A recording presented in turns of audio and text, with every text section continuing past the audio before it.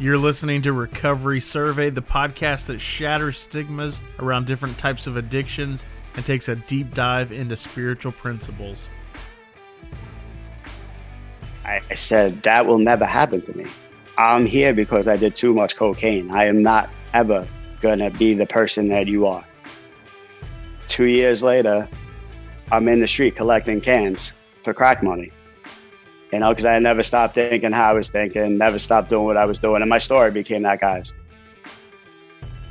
My guest today is named Tommy Figlioli, and he is the author of That's What Junkies Do, a real, raw, and honest memoir about his struggles with addiction. Welcome to the show, Tommy.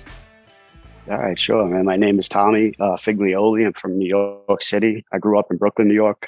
Moved out to Staten Island about 6 years ago. And I recently published my memoir about my life struggle with alcoholism and addiction.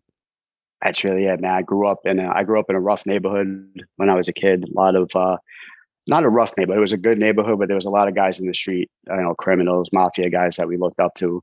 And I always wanted to be like them. And unfortunately, I wasn't. I wasn't a tough kid. And from a young age, I was always doing things to fit in. And my book actually starts in, the name of the book is That's What Junkies Do. And a lot of people said, why are you putting that word junkie in the title of your book? I don't like the word personally, but the title came from a conversation I had with one of my friends in 2003. And by then my addiction was in full blown addiction. I had an 800 milligram a day Oxycontin habit on top of drinking and cocaine and whatever else I could shove into myself. And I stole from everybody. And the guy asked me, I stole $100 from him. And he found out and he asked me, he said, Tommy, where's my money? Where's my money? I said, no, I didn't take your money. I swear to God, you're my friend. Why would I do that to you? And he looked at me and he said, Tommy, why would you do that to me? He said, for the last 3 years, you've been stealing from your family. You've been stealing from your mother, your aunt. He goes, those people raised you. He goes, you do it because you're a junkie. And that's what junkies do. And that conversation stuck in my head for, it's 18 years later. And that's where the title of my book came from. And, in the book, I say, I wish it would have ended there, but it doesn't end there. It gets far worse before it ever got better. And then that chapter ends with me looking back over my life. And then we come to my childhood. And I just look at some of the things that, led me on the path that I went on. And the first thing was when I was a young kid, to try to fit in with a group of guys. I walked outside and they were playing wiffle ball, and they had the yellow wiffle ball bat and they used to stuff it with newspaper and then wrap it in black tape to make it heavy. And they handed me the bat and they told me to go hit a kid in the head with it, and I went and I hit this kid in the head. And when I went back, they all high-fiving me and then they accepted me and it made me feel good until I went home a half hour later and I felt terrible for what I did, because he was a good kid and he didn't deserve what happened to him. So about an hour later, the kid's father comes to my house and he's screaming at my mother, like, why did your son do this to my kid? Your son's a rotten kid, et cetera, et cetera. And my mother just looked at me and said, wait till your father gets home. And my father was one of these guys that I looked up to. My father was a street guy. He was a tough guy. He was a half a criminal. And I looked up to that. So when he comes home, he gets me in the car. He takes me up to the avenue. And he asked me, he said, Tom, why did you hit this kid in the head with a bat? And my 7, 8-year-old brain was like, I can't tell him the truth. I can't tell him that these guys made me do it. He'll look at me and think my son's a little punk. So I looked at my father straight in the face and I said, he pushed me and he made fun of mommy. My father looked at me, shook his head, took me into a restaurant, walked me into the back. All his friends were standing there. And I turned around and I looked at my father and he was smiling and he was proud of what I did because he would have done that because that's the type of guy he was. And he was proud that his son stood up for his mother, stood up for himself and hit this kid that was a lot bigger than him. So me thinking I was going to get in trouble turned out to me getting praised for what I did. And then started a lifelong process of me always changing, always doing things to fit in. And then if I ever got caught, I would just lie and get myself out of it. And that's basically just how my life went from that day on. And other than that, my childhood was normal. I played baseball, I played hockey. And about 8 years after that happened, my parents split up.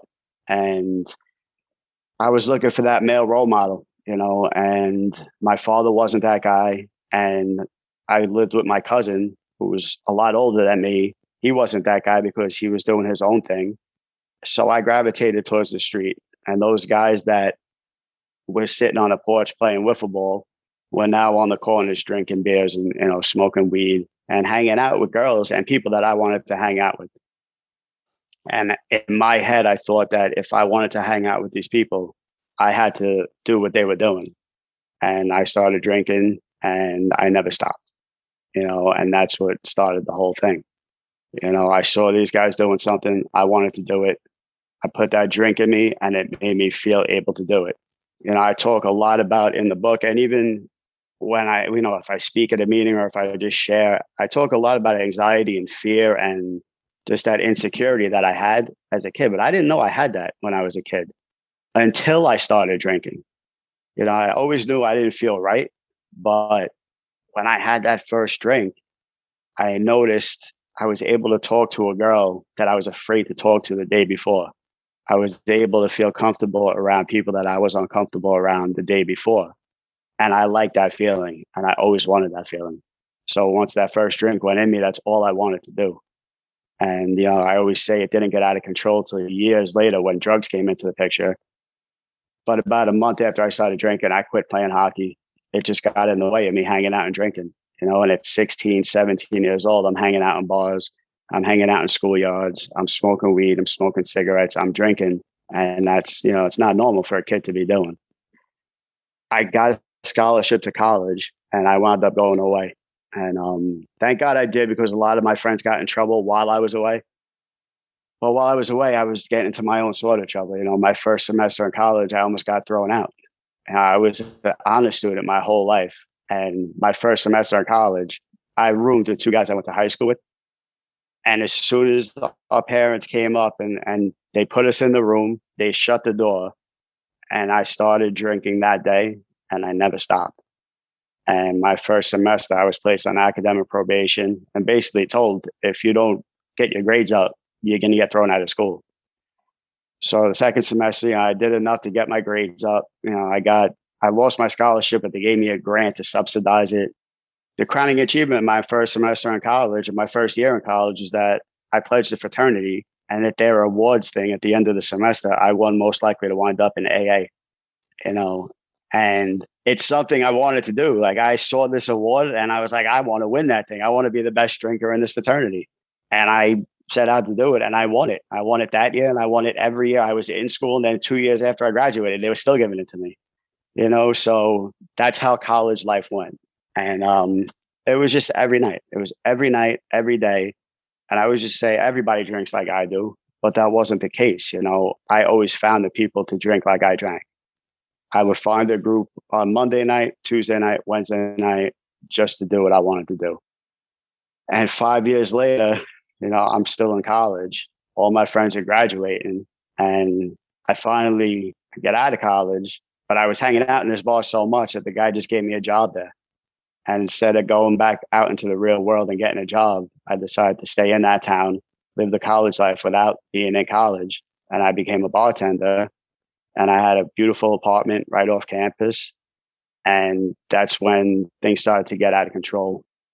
I started doing some of the things my father did. I started working for a bookmaker in Brooklyn. I started taking bets, and then I slowly started to get involved in drugs.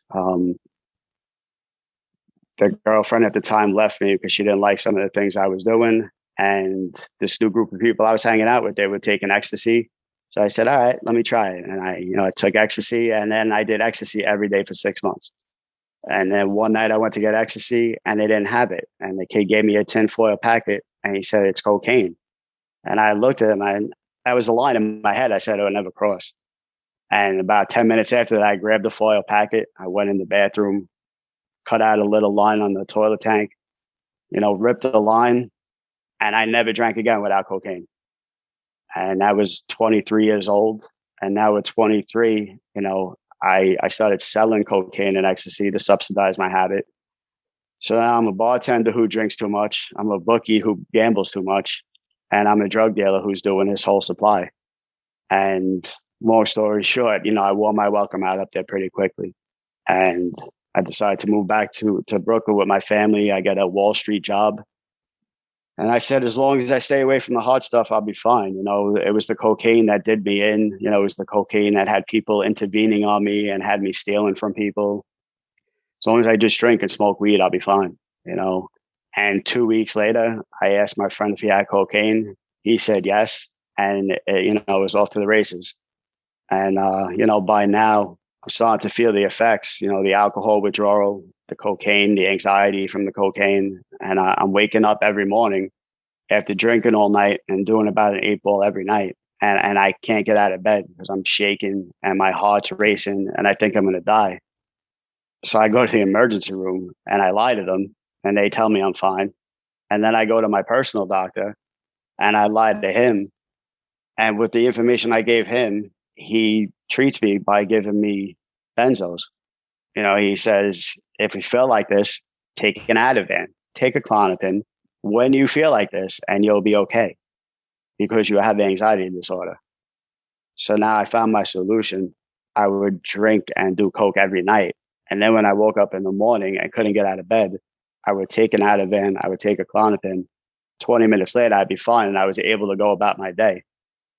And that lasted for about 2 years. And then in February 2002, I wound up in a psych ward. I lose my job. I wound up in a psych ward. And I don't know how I got there. I'm in my room, I'm crying. And a nurse comes in, knocks on the door and says to me, there's a meeting down the hallway for, AA came up to share their experience, strength, and hope. And I said, thank you, man, but I'm not here for alcohol. I'm here for cocaine. I didn't want to stop drinking. I never thought I had a problem drinking. Everything in my life revolved around it. Watching the football game, watching wrestling, playing softball, everything revolved around drinking. So I was not ready to give that up. And I said that. And she said, well, why don't you go and listen anyway? So I walked down the hall and I listened. And the man who spoke told the story about, he was from Staten Island.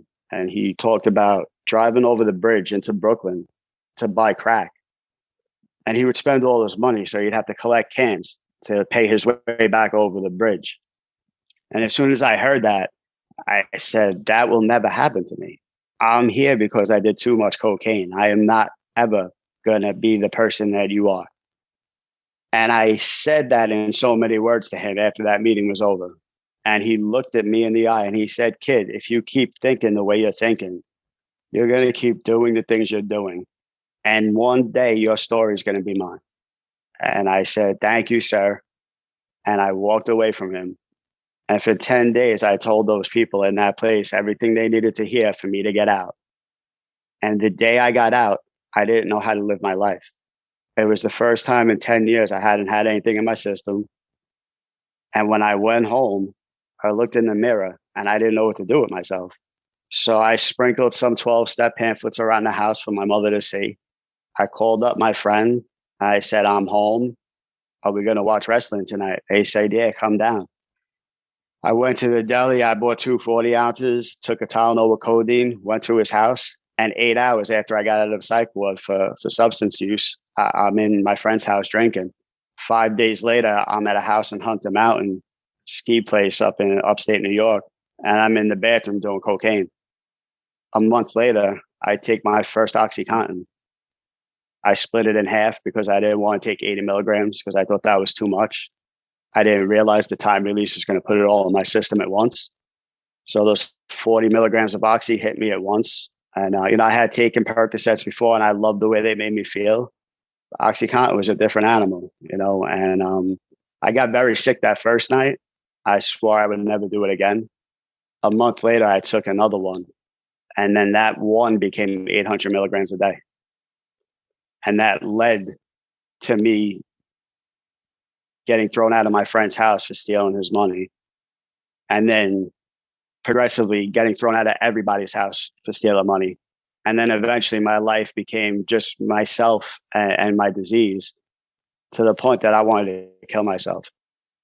And I went to my cousin's house in Jim Thorpe, Pennsylvania, and there was a shotgun on the wall. And I took it off the wall and I put it under my chin and prayed for the strength to pull the trigger. because I didn't want to live anymore. I was 29 years old. No, I was 27 years old at the time. And I just didn't want to live anymore. I was hurting everybody around me, and I didn't want to do it. I didn't want to do it, and I didn't know how to stop. I didn't do it that night, obviously. And 2 years later, I'm in the street collecting cans for crack money, because I had never stopped thinking how I was thinking, never stopped doing what I was doing. And my story became that guy's, and in 2005, I'm smoking crack. I'm sniffing 2 bundles of heroin a day. I'm drinking every day. And I broke, I broke. I couldn't take it anymore. And I asked for help. And in 2005 was my first attempt at recovery. I went into a meeting, I raised my hand, and I said I needed help. And I got help. I met so many great people who took me under their wing. I was young at the time. I was 29 years old. And I met a lot of older men that I needed in my life. I was always looking for that father figure, I guess, after my father left. And I found that. I found that. And these men showed me how to live life. And I did. I started to live life the right way. And I got the job that I'm still on today. I got all the material things, the job, the girlfriend, the car, the money. I moved out of my mother's house, had the beautiful apartment. And slowly but surely, I let that take me away from the things that got me there. And in 2008, I got hurt on the job. I went to the doctor. They prescribed me Vicodin. And I struggled with that, and I remember they always told me, call somebody when you're struggling. And I picked up the phone and I called my friend, and that call didn't matter, because by that time I was so far gone in my head mentally that whatever he said on that phone call, I wasn't listening. I was parked outside the pharmacy when I called him. So after the conversation was over, I went in, I filled the script. And about 2 weeks later, I took one Vicodin in 2008. And it took me 8 years to get back from that. It didn't happen right away. The insanity and the obsession happened right away in another way. I took one Vicodin at about 2:00 in the afternoon, and I drank a coffee soda with it for the caffeine.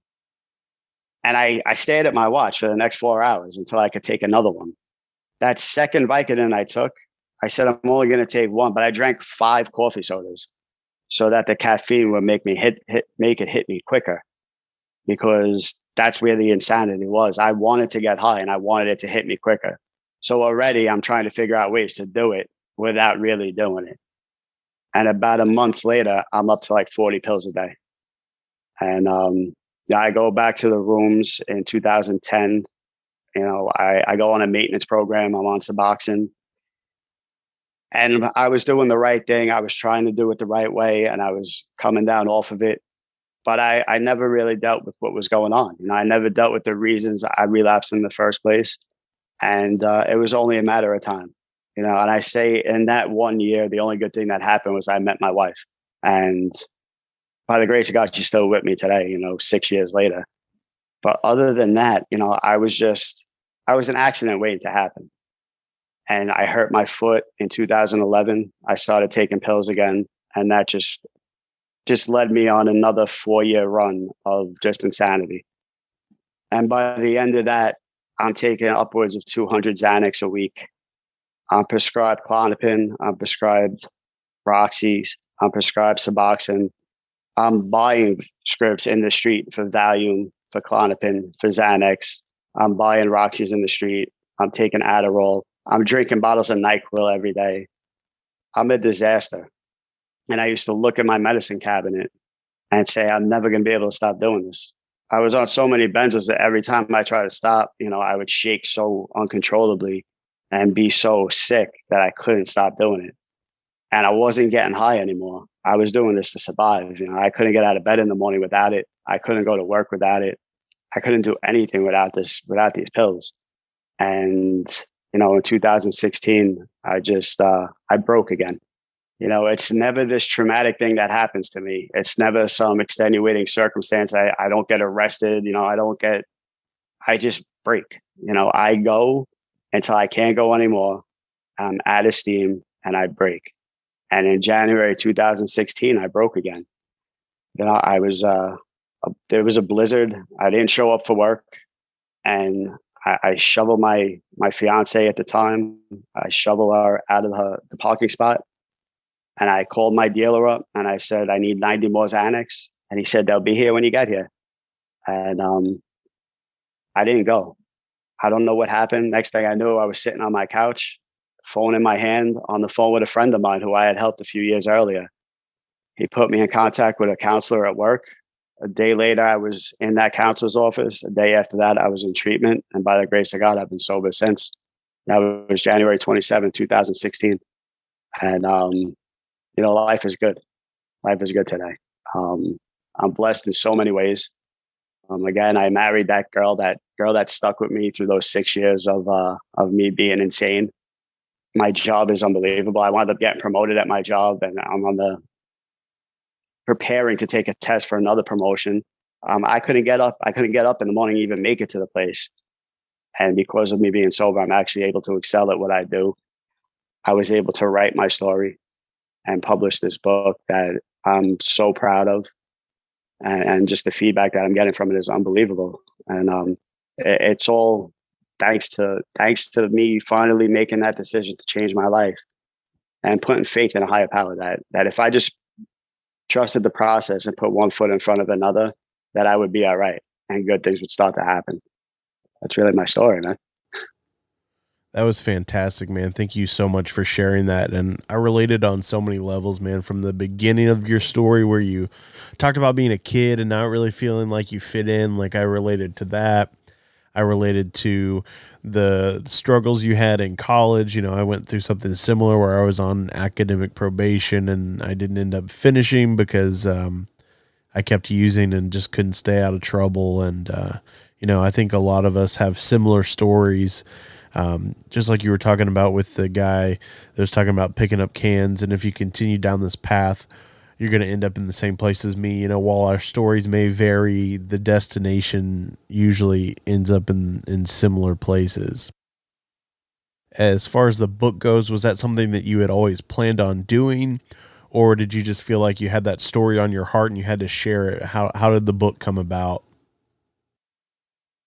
I mean, ever since I started going to meetings in 2005, I always loved telling my story. It's almost therapeutic for me, and I like helping people. I always felt that the feedback I got from my story was always good. So I always loved telling my story.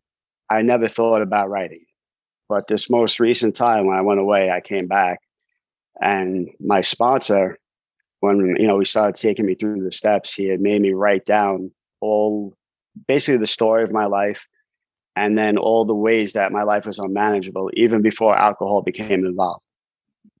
And by the process of doing that, I started to write my story, and it sparked something in me. And a couple of years later, I actually read a book by this guy who lived in Virginia. I always just say, who wants to read a story about, this kid from Brooklyn, New York, Staten Island? Who's going to read that story? But I always enjoyed reading memoirs, especially addiction memoirs. And then I started reading memoirs written by regular people. And I read this guy's book, and I was like, if this guy could do it, I could do it too. So I started writing the stories down. And I started by writing them in my iPhone. Like, I write them in my iPhone notepad, very, unofficial. And I was working with a guy one day. And I said, do me a favor. I said, read this. Tell me what you think. And he read it, and he looked at me, and he just looked at me. He said, what the fuck are you doing hanging out with us? He goes, you have to pursue this. And that statement that day gave me like the confidence to do it. And I thank him in my acknowledgments. And he has since retired from my job. And I called him when the book came out and thanked him. And we had a really long conversation. And I wound up sending him a copy with this whole nice letter I wrote inside for him. Because people don't realize the impact that they make on your life by simple words that they say to you. And that guy had a tremendous impact. Without his words, I don't know if this book is out. So the more I wrote, the more passionate I became about it. It took me a long time. It took me about a little over 3 years to write it. but I was never in a rush. It was never about money. It was just about getting my story out there to help. And if it only helps one person, it only helps one person. That was the reason for it. And the feedback I've been getting from it has been more than I could have ever imagined. And it's just an unbelievable feeling. And I'm just really, really proud of it. Really proud of it. That is absolutely incredible, man. And again, the name of the book is That's What Junkies Do. If our listeners are interested in getting a copy of the book, where can they find that? And do you have a website or social media or anywhere that we can follow along in your journey? Yeah, I'm on social media. I'm at tfiggy, TFIGGY 0918 on Instagram. I'm on Tommy Figs on Facebook. The book is on Amazon, Barnes & Noble, and any ebook carrier. And I also have a Linktree account. If you go to my Instagram, it's in my bio, and that's where they can get it. Awesome, man. And I'll be sure to include some links in the show notes. So if the listeners are interested in picking up a copy of the book, it's going to be right there in the show notes. They can click on that link and they can find that. And I'll be sure to add that to my list as well. I have an ever-growing list of recovery books from guests in various places. So I'll be sure to add that one to my list as well, man. Tommy, thank you again for coming on the show today, man. I really do appreciate you coming on, sharing part of your story, and just letting us know about your book and that recovery is possible. Awesome. Thank you, Brett. Thanks for having me. I appreciate it, man. Tommy, thank you so much for coming on the show today and sharing part of your story with us. If you guys heard something in there that you related to or you felt that connection, I'd really encourage you to pick up a copy of That's What Junkies Do. Thanks again, Tommy. You've been listening to Recovery Survey. If you got anything out of today's episode, I'd ask you to please leave us a 5-star review and share this episode with a friend. If you'd like to get in contact with us, you can find us at recoverysurvey.com. You can listen to all of our episodes on the website as well as connect with us on social media, where you can get previews for upcoming episodes.